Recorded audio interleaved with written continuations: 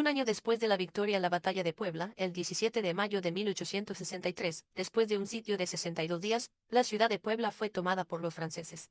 González Ortega resistió todo lo que pudo al embate del ejército invasor de 28.000 efectivos.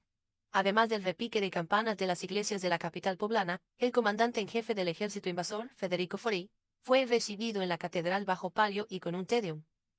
La Iglesia presentó a la intervención francesa como la salvadora de la religión, supuestamente perseguida por Juárez. Celebró con repiques de campana cada triunfo de los franceses. Por su parte, Juárez suprimió todos los cabildos eclesiásticos, excepto el de Guadalajara, que se opuso a la intervención. Ante el avance de las fuerzas invasoras, el Congreso otorgó facultades omnímodas al presidente. El 20 de mayo, Juárez volvió a exhortar a la nación a luchar. La adversidad no es causa suficiente para que desmayen los republicanos esforzados que defienden su patria y su derecho. El 1 de junio, el presidente Juárez trasladó el gobierno de la República a San Luis Potosí. Inició así su itinerancia por el norte del país. De San Luis Potosí pasó a Saltillo, después a Monterrey. Siguió a la ciudad de Chihuahua y llegó hasta Paso del Norte, ciudad que hoy lleva su nombre. Cabe destacar que nunca abandonó el territorio nacional.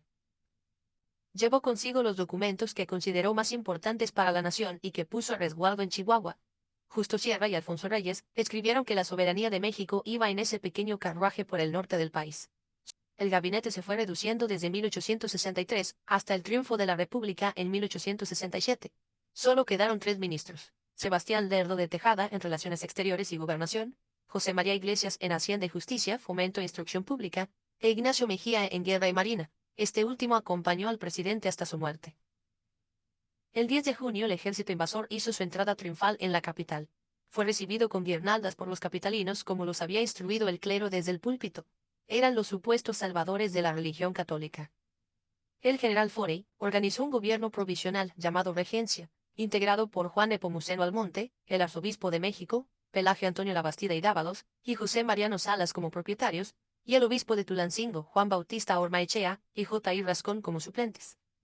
Asimismo, Forey convocó a una junta de notables compuesta por 35 monarquistas, entre los que había sacerdotes, militares y civiles, para que decidieran sobre el gobierno que se establecería en la nación. La junta decidió que se estableciera una monarquía con quien Napoleón III designara.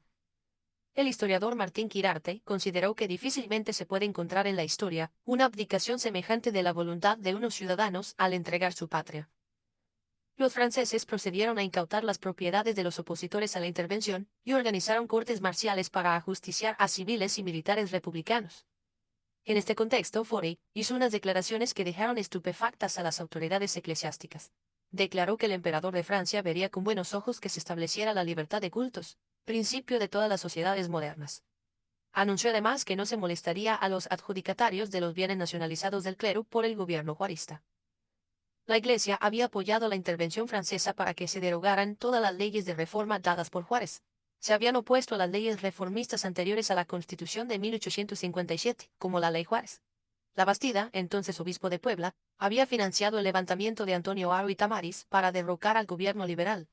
Habían excomulgado a todo aquel que jurara la Constitución por establecer la tolerancia religiosa y por haber facultado al Estado para legislar en materia religiosa, y apoyaron a los conservadores en la guerra civil.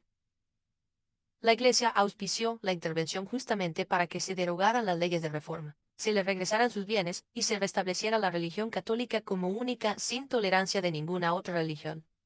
Habían satanizado a Juárez y ensalzado a los franceses como salvadores de la religión, y ahora resultaba que los franceses eran iguales que los liberales puros.